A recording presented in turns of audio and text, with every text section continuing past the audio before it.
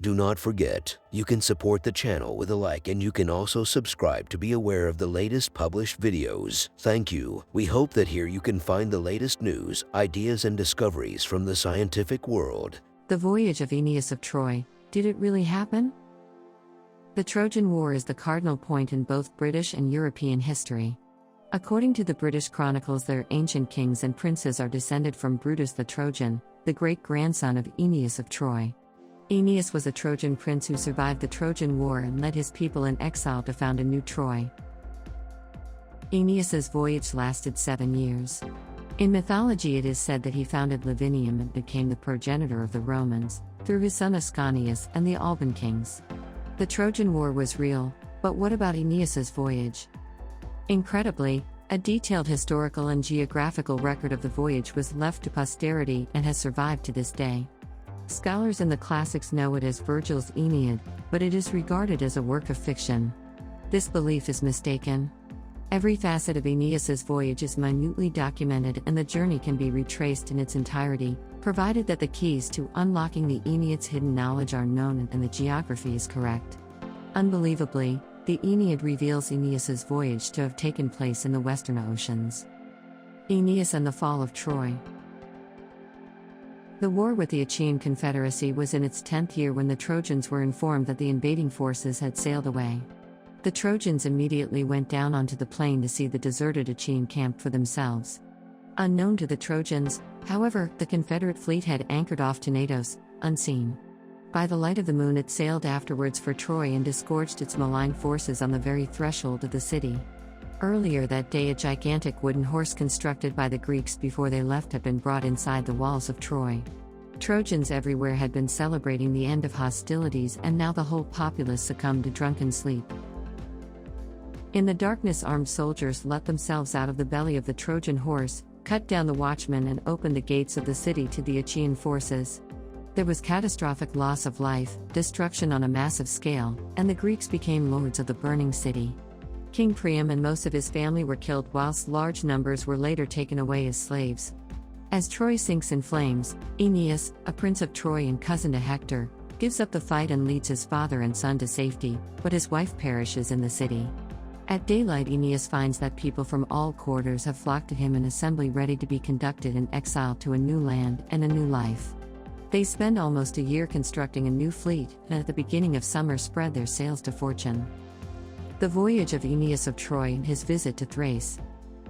Virgil tells us that the first place to be visited by Aeneas was Thrace. In the discovery of Troy and its lost history, Bronze Age, Thrace was identified as the Lincoln Wolds in eastern England. Because of different sea levels, the topography of this area had been transformed.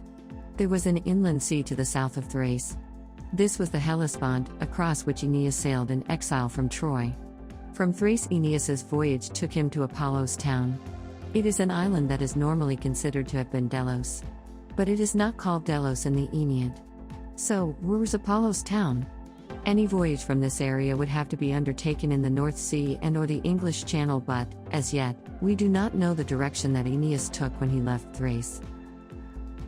In order to solve this problem, the information contained in Virgil's Aeneid must be put to use in the correct geographical setting.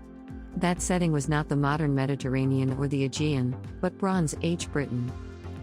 We shall see that it is only from this particular coastline that a sailor can comply with the directions given. This is because he would have to leave the shore at a time dictated by the tides and when the wind strength and direction were within tightly controlled parameters.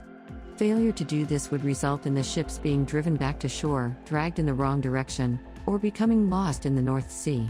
Sailing oceans that are subject to tides requires great skill and experience, and, undoubtedly, Aeneas would have employed mariners with extensive knowledge of the seas in which his voyage was conducted. Some of this knowledge is available today on charts showing tidal stream speed and direction for the British Isles and the North Sea. These are referenced, ultimately, to the tides at Dover, England, and provide the speed and direction of the tides at regular intervals. Because tidal stream speeds and directions are continually changing, a mariner would want to know in advance the effect these changes would have during the voyage. He can then plan the route, the stages of the voyage, the best time to set sail, and so on. To make matters even more complicated, he would also want to take into account the condition of the seas, the wind, and general weather predictions. For the journey from Thrace, Virgil provides only a few fragments of information. Thereupon, so soon as ocean may be trusted, and the winds leave the seas in quiet, and the soft whispering south wind calls seaward, my comrades launch their ships and crowd the shores. We put out from harbor, and lands and towns sink away. Virgil's information, although sparse, is very important. It tells us that there are no problems as far as the condition of the seas are concerned. The fleet can either take advantage of the speed and direction of the tides or, alternatively, if the speeds and directions are against them, they are unlikely to cause too many problems during the journey. The seas are calm because of the lack of wind, so the journey from Thrace will have to be undertaken using the oars. Surprisingly, we are also told that although the winds have left the seas in quiet, a soft whispering south wind beckons them to sea. We will find that this rather strange reference has a relevant meaning in the real world and applies specifically to the voyage from Thrace in Bronze Age Britain. The fleet leaves Thrace at about 2 hours after high water at Dover. The direction of the tide on the east coast of Thrace has only just changed from north to south into the Hellespont. The speed of the tide is quite low, probably less than 2 kilometers per hour. The fleet takes about 2.5 hours to travel across the mouth of the Hellespont, now the Wash, in an easterly direction. Whilst the tide has a tendency to push the ships south, there is a gentle southerly wind blowing on the Hellespont that pushes them north, keeping them on course. The fleet reaches the coast of Norfolk just after the tides along the north coast have changed from west to east. For the next 6 hours, the tides help the fleet on its way, possibly increasing the distance traveled by as much as 10 kilometers.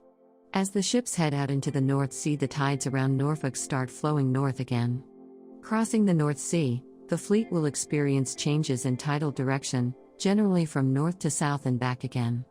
There will be changes in the speed of the tides as well, but most changes cancel each other out. Now that the limited information provided by Virgil has been employed in its correct geographical setting, it shows that Aeneas sailed from Thrace in Britain across the North Sea to the Netherlands.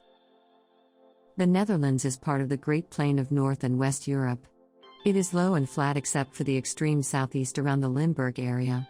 More than 1/4 of its land is below sea level, whereas half is less than 1 meter above. The high points in the west are coastal dunes. There are some hills in the center and the east, most of which are Ice Age moraines. To the north of the Netherlands is the Wadden Sea, the most dynamic natural landscape of Western Europe. It extends eastwards along the north coast of Germany and north along the west coast of Jutland. The Wadden Sea is a tidal flat area separated from the open North Sea by a chain of barrier islands, dunes, mud flats, tidal gullies and sandbanks. Due to the prevailing winds and the tides, there is a constant shifting of channels and sands, and the whole landscape is forever changing. The Netherlands has a long history of flooding, often with catastrophic loss of life. Much of the land that we see today has been reclaimed from the sea. Identifying Apollo's town from Virgil's account. When Aeneas arrived in the Netherlands in the Bronze Age, it was not the modern landscape that he was confronted with.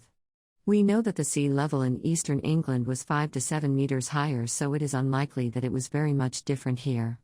Taking only half the East England increase, however, it can be seen that most of the Netherlands was sea at this time. We are left with the higher ground in the south and east and one island of a considerable size. So, where did Aeneas bring his fleet to shore? The answer is provided by Virgil in Book 3 of the Aeneid.